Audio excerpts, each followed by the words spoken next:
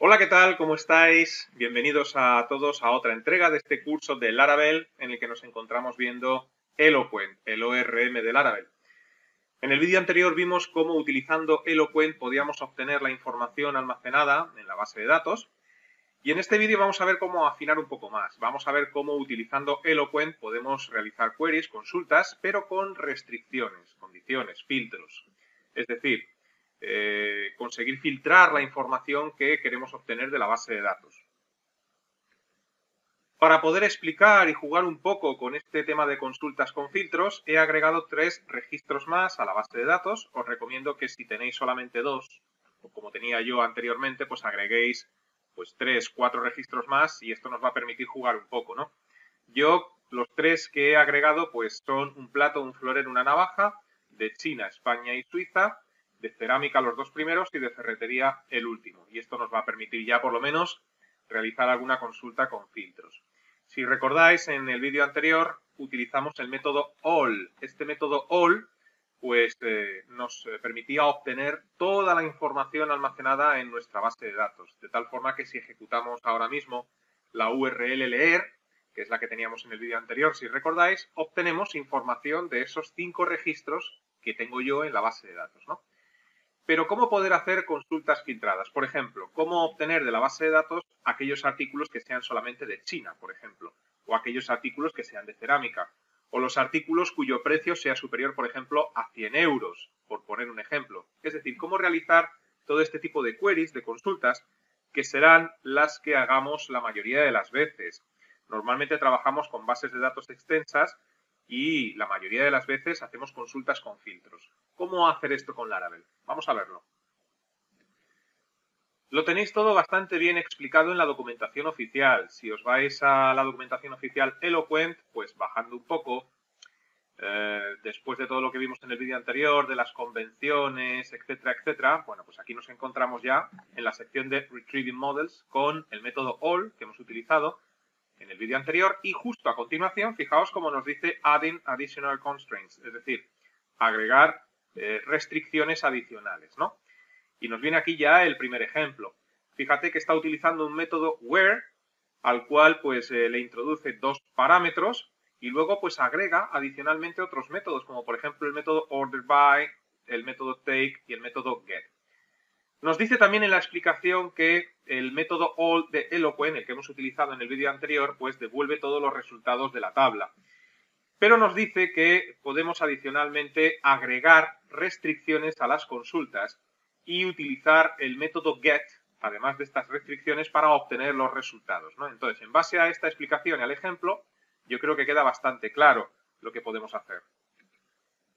Por ejemplo, imaginemos que queremos obtener todos los artículos que pertenecen a China, que son chinos, de nuestra base de datos. Tenemos 2, el jarrón y el plato. ¿Cómo podemos hacer, en base a la información vista en la documentación oficial, ese tipo de consultas? Bueno, pues voy a reutilizar parte del código, la ruta que creamos en el vídeo anterior, para hacer todo esto. Entonces, vamos a comentar, para no eliminarlo, pues el código del vídeo anterior. Y lo que haríamos sería lo siguiente. Creamos la variable artículos y le decimos que esto es igual a el model, artículos, y ahora es donde utilizamos el método where, que viene en la documentación oficial. Y aquí, si recordáis, en la documentación oficial al método where le pasaban 2 parámetros. Bueno, pues uno sería el campo sobre el que queremos hacer la consulta y otro sería el criterio. En nuestro caso, si queremos ver los artículos chinos, pues el primer parámetro sería país origen, que es el nombre del campo sobre el que vamos a filtrar la información, y el criterio sería China como segundo parámetro, teniendo en cuenta siempre el tipo de dato.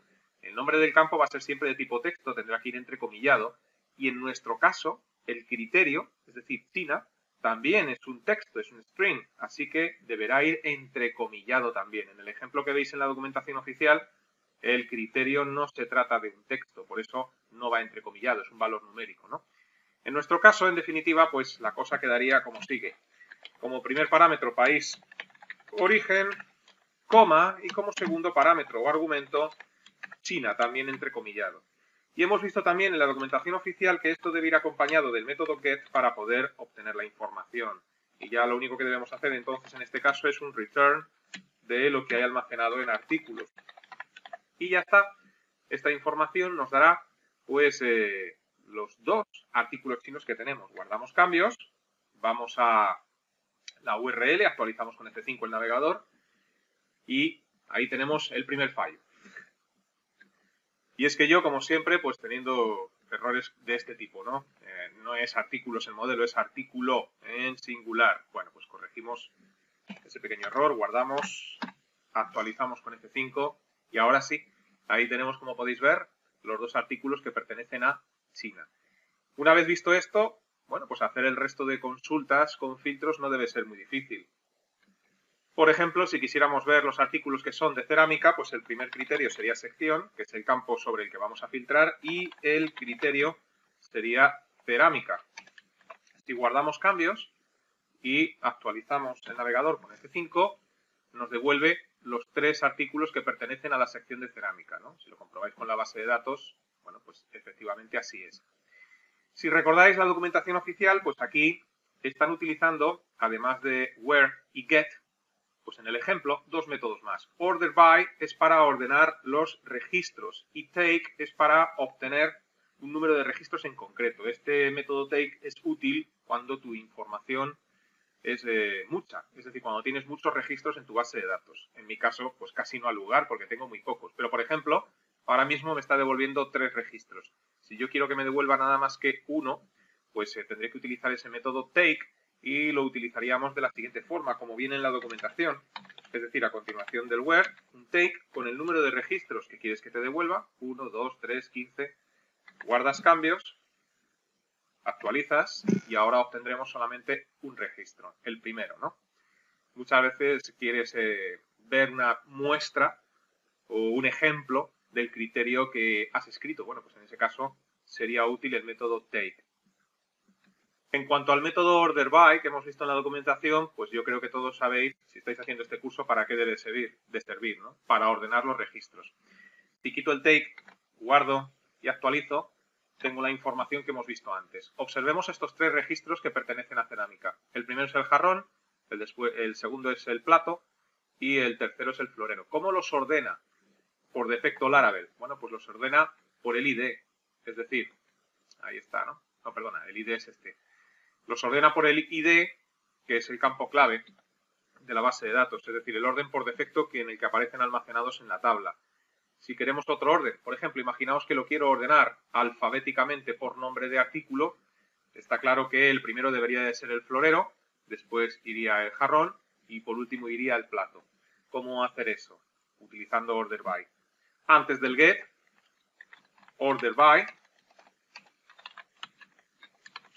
y, entre comillas, el campo a través del cual quieres ordenar, en mi caso, nombre artículo. Guardas cambios, actualizas con F5 y ahora aparecen ordenados, como podéis observar, por orden alfabético. Este order by, que lo podéis ver en la documentación, admite un segundo parámetro o argumento, que es si lo quieres ordenar alfabéticamente de la A a la Z o de la Z a la A, es decir, ascendente o descendente. Si le dices desc, guardas cambios, antes de actualizar lo va a invertir, es decir, el primero será el plato, después irá el jarrón y por último el florero. Los va a ordenar por nombre de artículo, pero de la Z a la A, es decir, descendentemente. Actualizamos y vemos cómo efectivamente así es. Y bien, visto esto, pues se nos abre todo un universo de posibilidades. Los que habéis hecho conmigo algún curso de Access o de VBA Access, sabéis que se pueden hacer muchísimos tipos de consultas diferentes en una base de datos, ¿no?